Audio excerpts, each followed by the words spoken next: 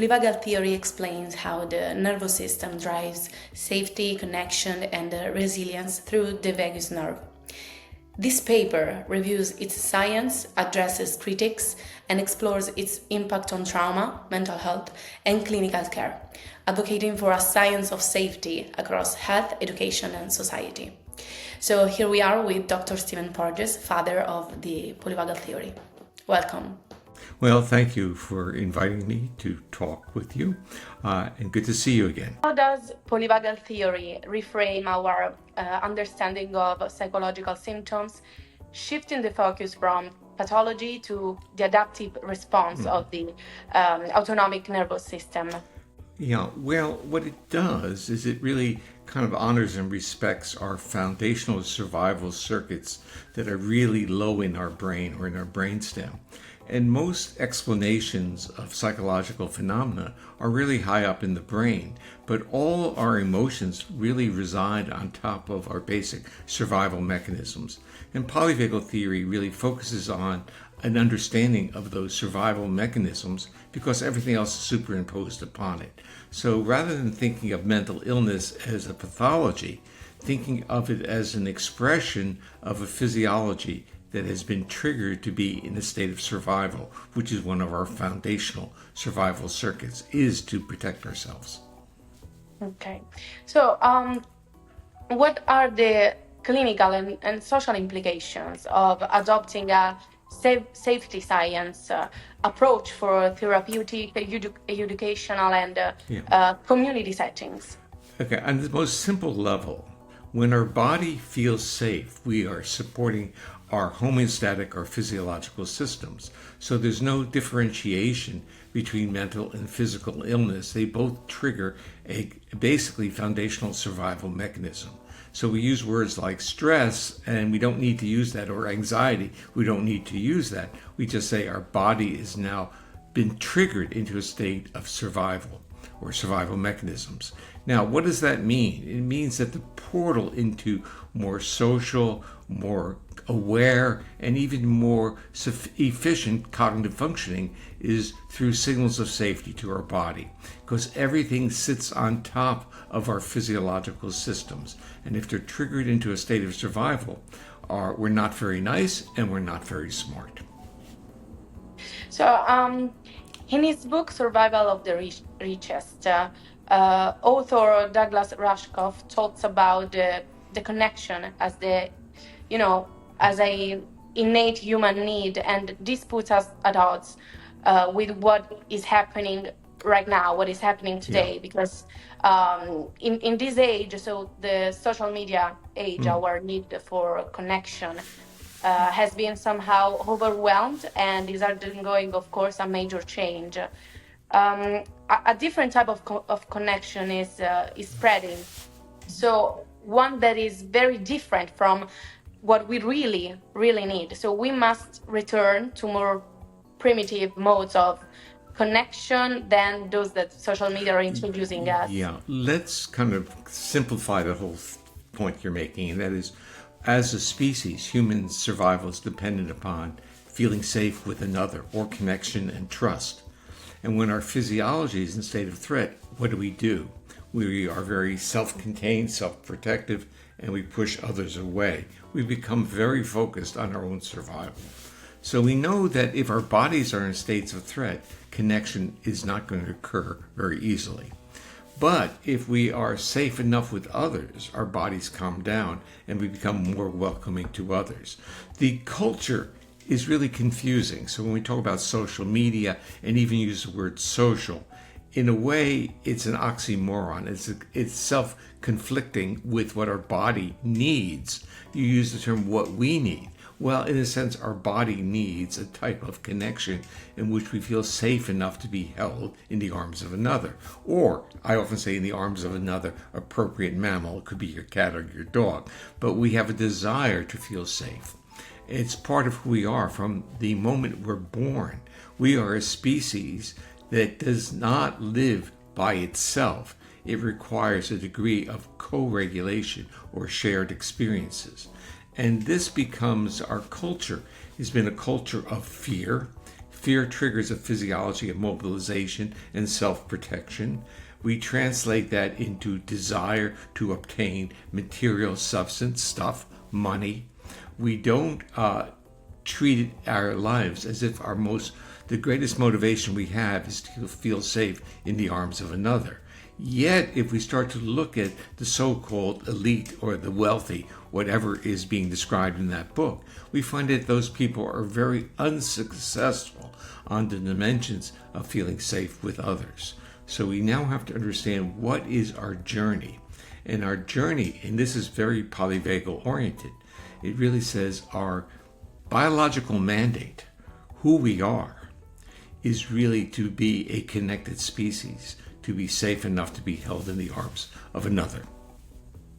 So you talk about the connection, the importance of the connection with the other, but especially during this period, it's very important also, I think, to be able to connect with myself. Okay, so not only with the other, but also with me. How do you think the individual, so the single person, can do that? Okay, their conflict is really, okay, let's start off with early development, where people say you need to be able to self-regulate. And that is really the argument in the school systems and others. Children need to self-regulate. But we know that reinforcements and punishments don't really enable someone to truly self-regulate. But we know that co-regulation and the history of feeling safe with others leads to the ability to self-regulate. So you ask the question, how does a single person self-regulate? Or there are two types of co-regulation in my thinking. One is co-regulation with another, or with the environment, with the ocean, with the trees, with the wind, with wildlife, we're still co-regulating. Or co-regulation, we can see it as brain-body.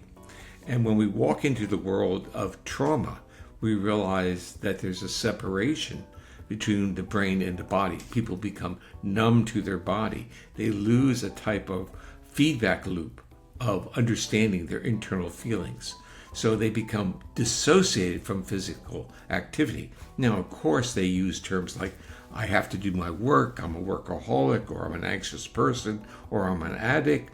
These are all strategies of a body of disconnecting, basically the brain from the viscera. And I actually have been working on this in terms of types of interventions. So I developed an acoustic intervention for co-regulation, which triggers literally facial engagement, internal vocalizations with intonation. It's called the Safe and Sound Protocol. But still, when people are even good co-regulators and enjoying that, some of them still have that co-regulation of brain-body problems yet. Meaning they have gut problems, they have a lot of so-called psychosomatic disorders. So I decided to develop another intervention, and that's called the Rest and Restore. And it really is predicated on the condition that you are safe enough to be by yourself, which means you're in a context that is safe, you don't have to be hypervigilant, and then to trigger bodily feedback through acoustic stimulation. So your point is very relevant. There are two dimensions here, and we get confused because we think that connection means that if I'm by myself and I'm really trying to co-regulate my brain and my body, really to have embodied experiences, then I'm not being social. Well, there's room for both in our lives, and there should be room for both. One in which we engage others, and that calms us down. We trust another. We're no longer hypervigilant or defensive, but we also need that time to do internal exploration and self-calming as well. Steven, do you think that someone who is not able to, co-regulate with himself could be able to help someone else regulate and feel safe? Well, that's it's a trickier question than you think, because we are always projecting our state, who we are, on the other. So you ask me the paradoxical question that if a person isn't safe within themselves, can they help another person feel safe with them? And the answer is would be quite challenging, because the neuroception, the body, the other person's detection system of safety and threat is going to detect the other person's bodily state. So if I'm not safe enough in myself, I'm broadcasting that to everyone else around me. And that becomes this progression because it's not triggering in the other person an openness and accessibility. I actually think the magic word here is accessibility, and how you broadcast your own accessibility, which becomes a trigger to the other person to enable them literally to trust and become accessible to you. Okay. So maybe in this case, the, phrase "fake it till you make it" doesn't really apply.